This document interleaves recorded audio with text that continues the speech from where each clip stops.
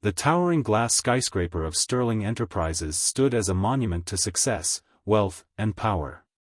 Inside, the energy was electric. Employees in crisp suits hurried to their meetings, phones buzzed with high-stakes deals, and conversations revolved around quarterly earnings and corporate growth. The company was thriving, at least on paper.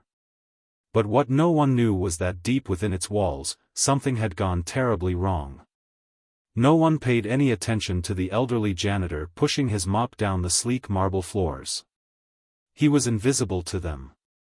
Just another worker. Just another nobody. But what they failed to realize was that this nobody was actually the somebody who built this empire from the ground up. At 72 years old, Harold Sterling, the billionaire CEO of Sterling Enterprises, had grown increasingly concerned about the culture of his own company. He had worked his entire life to build a business based on values, respect, integrity, and fairness. But recently, whispers of arrogance, entitlement, and toxicity had reached his ears. Stories of managers abusing their power.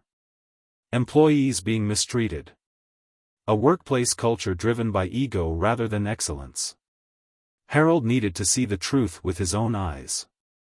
So, he devised a plan. With the help of his most trusted assistant, he underwent a complete transformation.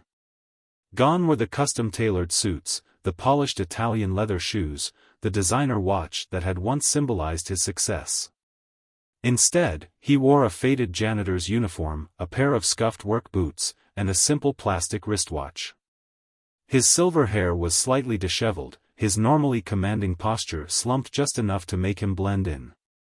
By the time he looked at himself in the mirror, even he barely recognized the man staring back. He was ready. And so, Harold entered his own company, not as its CEO, but as a janitor, an invisible observer in a world he once controlled. Before we go further, take a moment to subscribe to this channel. This story will make you rethink everything you know about leadership, power, and respect. Trust me, you won't want to miss stories like this. Now, let's see what Harold discovered. From the moment he stepped onto the executive floor, it was clear, his presence was not welcome. He was nothing more than background noise, a piece of furniture. Executives brushed past him without a glance, interns avoided eye contact, and some even made a visible effort to step around him, as if being near him might somehow diminish their status. Harold remained silent, observing. It didn't take long for the first red flag to appear. Near the break room, a young intern named Sarah had spilled coffee on the floor. Before she could clean it up, a senior executive, Mr. Thompson, stormed in. "Are you serious?" he barked, his voice dripping with disdain. "Do you even have a brain in that empty head of yours?" Sarah, clearly terrified, scrambled to wipe up the mess. I'm so sorry, sir. It won't happen again." Thompson let out a cruel laugh. "You interns are getting dumber every year." He turned and muttered to himself, "They really need to screen people better." Harold clenched his jaw. He had hired Thompson years ago, back when the man had been just another ambitious recruit. Now, he barely resembled the employee Harold had once mentored. Harold kept moving, but what he saw next made his stomach turn. A few hours later, as he cleaned near the marketing department, he overheard a manager berating an employee over a minor mistake. "Do you even know how to do your job? Because if you don't, I have 100 resumes from people who'd love to replace you." The employee stammered, trying to explain, but the manager scoffed and walked away, leaving behind an office filled with uncomfortable silence. No one defended their colleague. They just watched. Afraid. Harold continued his work, growing more disillusioned by the minute. At lunchtime, he sat alone in the break room, pretending to eat a simple sandwich. A group of well-dressed junior executives walked in, laughing amongst themselves. "Did you see that guy in accounting?" one chuckled. "He actually thinks he'll get promoted." "What a joke." The others laughed.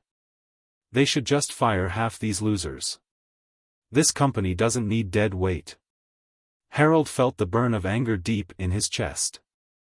These weren't the kind of people he had envisioned leading his company. By the end of the third day, he had seen enough. He had witnessed cruelty, arrogance, and entitlement in its purest form. Employees who thought they were untouchable. Managers who thrived on belittling others. And worst of all, good employees too afraid to stand up against the toxic culture. The test was over. It was time for judgment. The next morning, an emergency company-wide meeting was called. Employees whispered, speculating about what was happening. The tension in the room was thick. As the minutes passed, the murmurs in the office grew louder. Employees exchanged nervous glances, trying to guess the reason behind the sudden meeting. Some attempted to appear calm, but the sweat on their brows betrayed them. Managers who once thought they were untouchable shifted uncomfortably in their seats.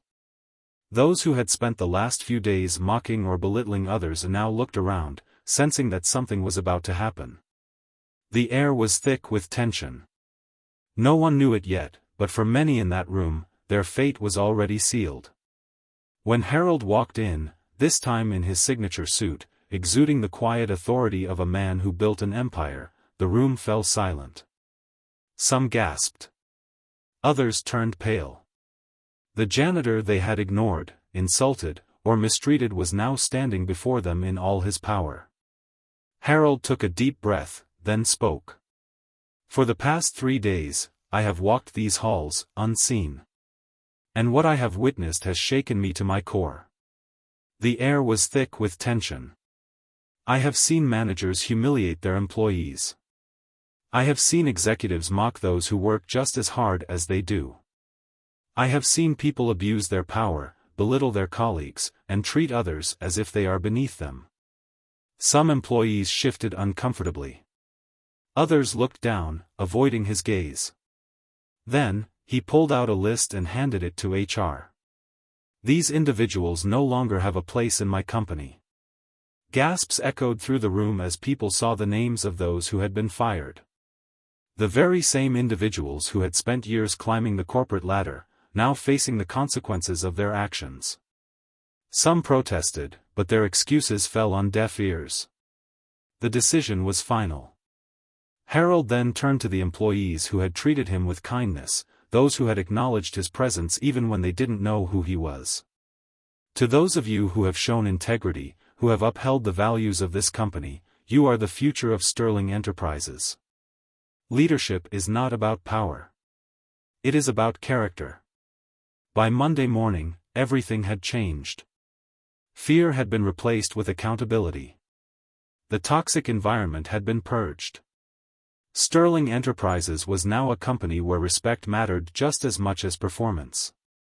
This story isn't just about business, it's about how we treat others when we think no one is watching. Because true leadership isn't about titles. It's about who you are when no one is looking. If this story made you think, hit that like button and share your thoughts in the comments. And don't forget to subscribe, because stories like this just might change the way you see the world.